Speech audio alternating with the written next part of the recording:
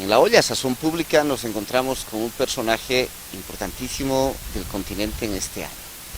Hemos estado acostumbrados a mirar un Perú donde la posibilidad de ser gobierno estaba, por decirlo así, secuestrado casi por alternativas entre conservadoras y más conservadoras, neoliberales y más neoliberales, donde durante mucho tiempo hemos asistido a pocas posibilidades de pensar que los gobiernos peruanos podrían transformarse más profundamente. Y en las elecciones de este año, de este 2016, apareció una nueva articulación que viene de colectivos, de organizaciones, de tendencias que se fue articulando en lo que se conoce como el Frente Amplio.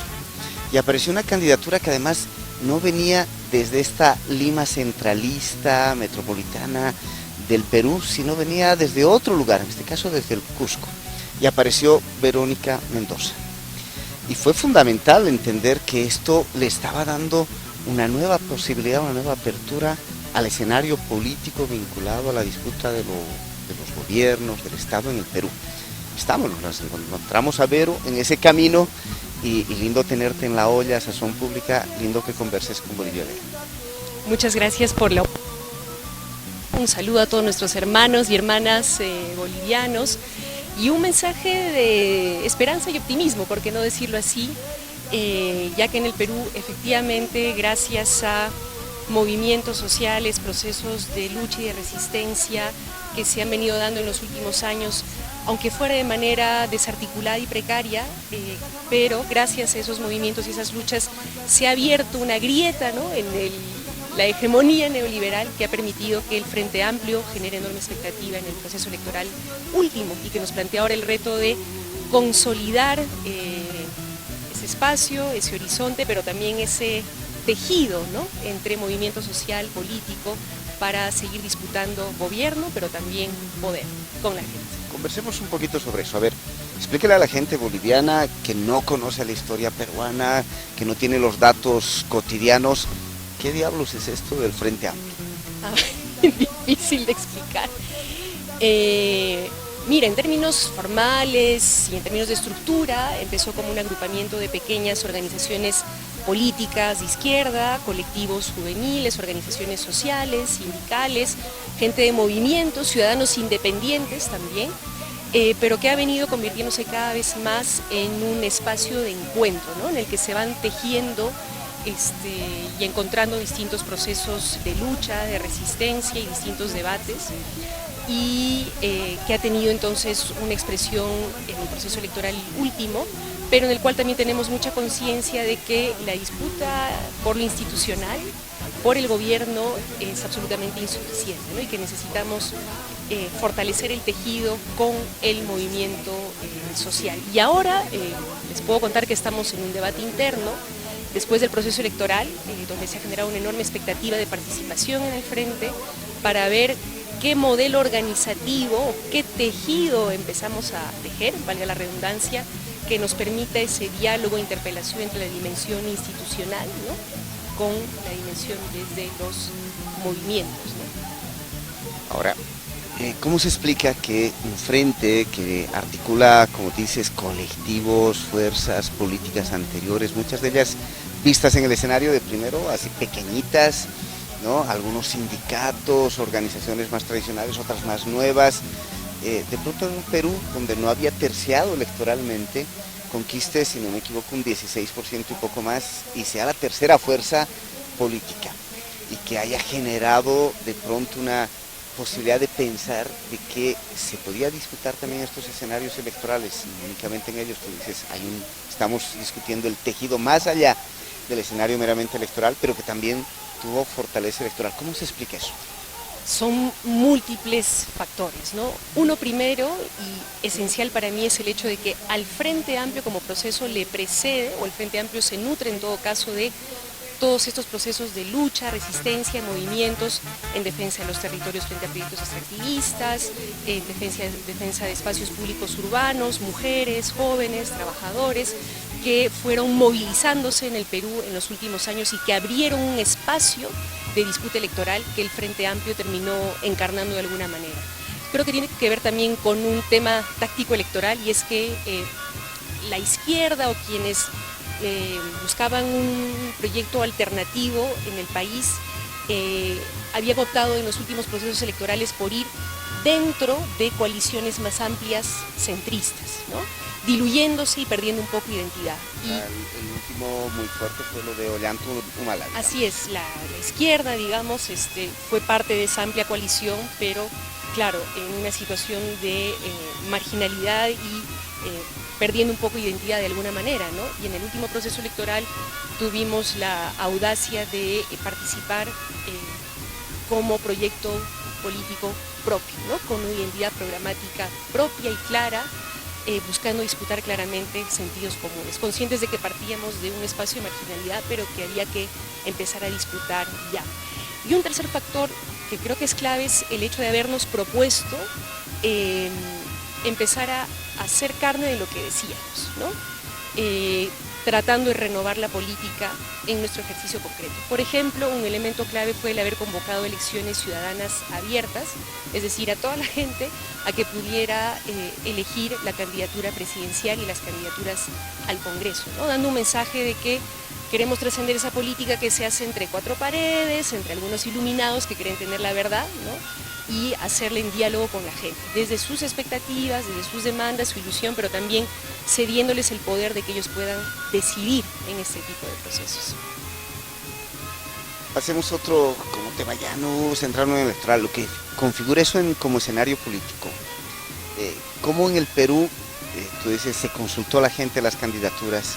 ¿Cómo en un Perú que nuestra mirada desde Bolivia puede identificar un Perú altamente centralista? Casi todos los países son centralistas, pero en el Perú la distancia, por ejemplo, poblacional entre Lima y la segunda ciudad es amplísima, mucho más grande que en cualquier otro país, lo que demuestra así, inclusive en términos de concentración de voto, de resolución del país, un nivel de centralismo muy grande. ¿Cómo en el Perú apareces, irrumpes desde otro lugar y miras qué le significa eso al país en términos también de descentrarse en su imaginario, en la manera de entender el país? Sí, además, digamos, en términos de resultado electoral, queda claro que nuestro principal respaldo y por lo tanto potencialidad está en el sur andino, ¿no? Donde tuvimos mayor respuesta de la gente, mayor cantidad de gente que se identifica con este proyecto político de cambio. Estamos hablando para la gente de Bolivia, el sur andino peruano colinda con Bolivia y con Chile, hay mucha cercanía. Puno, Arequipa, Ayacucho, ¿no?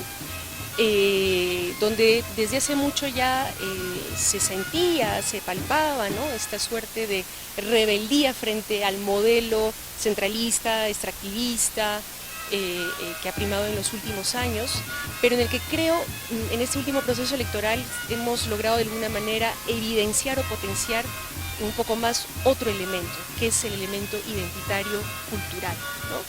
Y que ha adquirido mucha fuerza, pero que además revela cómo estas dimensiones pueden interpelar también a grandes ciudades como Lima, ¿no?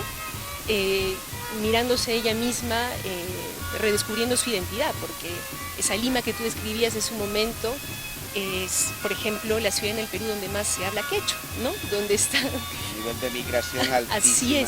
Así es, ¿no? Entonces, también creo que de alguna manera en este último proceso electoral hemos podido propiciar o se ha propiciado un reencuentro de la gente consigo misma, ¿no? Con sus identidades, con sus subjetividades, y ahí pues se pueden despertar muchísimas cosas, ¿no? Y el hecho de que seas mujer, candidata a la izquierda y además joven, ¿qué le ha traído a este bloque en términos de discusión, de propuesta, de debate? Claro, de alguna manera simbólicamente, por las cosas de la vida, para resumirlo rápidamente, claro, el hecho de que la candidata del Frente Amplio sea, como has dicho tú, mujer, joven, provinciana, ¿no es cierto?, cusqueña, ha permitido interpelarnos a nosotros mismos, pero también interpelar a la ciudadanía, ¿no?, sobre los códigos tradicionales de la política, ¿no?, masculina, limeña, castellano hablante, urbana, y mostrar un poco la potencialidad que hay en otros sectores, territorios y ámbitos del Perú, ¿no? Entonces sí creo que de alguna manera nos ayuda a nosotros mismos a interpelarnos. Vamos cerrando este encuentro. Tú decías, Estamos en una fase después de las elecciones en que estamos hablando del tejido. ¿Qué va a acontecer con ese tejido que podemos generar más allá de una política electoral? ¿Cuál es tu posición? ¿Qué es lo que hay que hacer en el Perú a partir de lo que generó como expectativa el resultado electoral del Frente Amplio? Arriesgar, abrir, democratizar, escuchar a la gente, recoger experiencias concretas de resistencia, de lucha, de construcción de horizontes. Y digo esto porque tenemos ahorita en el frente un debate interno muy álgido, ¿no? Y claro, está también la tentación de volver al espacio original, pequeño, cómodo, donde uno tiene el control del instrumento político, ¿no? Y más bien arriesgar a abrirnos más a la ciudadanía y a concebir un espacio o un tejido, como te decía hace un momento, donde conviven, dialogan, se encuentran organizaciones políticas, sociales, movimientos, ciudadanos, respetando sus espacios y sus autonomías, pero también interpelándose entre ellos, ¿no? Para que ese tejido sea lo suficientemente amplio y sólido como para que pueda transitar, ¿no?, en la dimensión institucional, porque queremos ser gobierno en 2018 a nivel local y en 2021 a nivel nacional, pero también en el territorio, en la lucha con la gente, ¿no? Y que no ocurra este divorcio o alejamiento entre estas dos dimensiones. Una cosita, a veces puede ocurrir este divorcio entre la estrategia electoral, política, 2018 regionales, decías 2020, 2021 las nacionales, con la lucha en los territorios, los movimientos, la vida cotidiana de la gente, pero también puede ocurrir al revés, como hemos visto en muchos casos, en que la estructura partidaria y el deseo de presencia en la estructura de gobierno termina funcionalizando a las organizaciones y a esas luchas territoriales, porque también desde ahí aparece una especie de aspiración. Yo quiero un pedacito de la torta de lo que es la gestión de los gobiernos en cualquiera de sus escalas. ¿Cómo pensar ese hecho también? Digamos, creo que para empezar hay algunos aprendizajes, ¿no? Lo hemos visto en los progresismos de la región, ¿no?, que nos han mostrado algo que intuíamos o discutíamos teóricamente, pero nos han mostrado en la práctica y en los hechos que el Estado no basta para las transformaciones, ¿no? Y de nuestra parte hay un reconocimiento de esta situación, porque además ahora mismo hemos visto y vivido cómo es que ha sido desde el movimiento social, desde donde ha emergido la posibilidad de una interpelación a la gente, a la ciudadanía, ¿no? Ahora, no tengo una respuesta ahorita sobre cómo uno se cura en salud sobre eso, ¿no? Cómo uno está totalmente protegido para que eso no ocurra. Es el debate que vamos a empezar ahora en el Perú y ojalá pues podamos tener diálogo con los hermanos bolivianos, a ver qué modelo, qué tejido vamos imaginando para darnos esas garantías, ¿no? Gracias, Vero, por estar en La Olla, Asociación Pública, por estar con la gente de la Red de la Diversidad. Muchas gracias a ustedes. Tupananchiscán.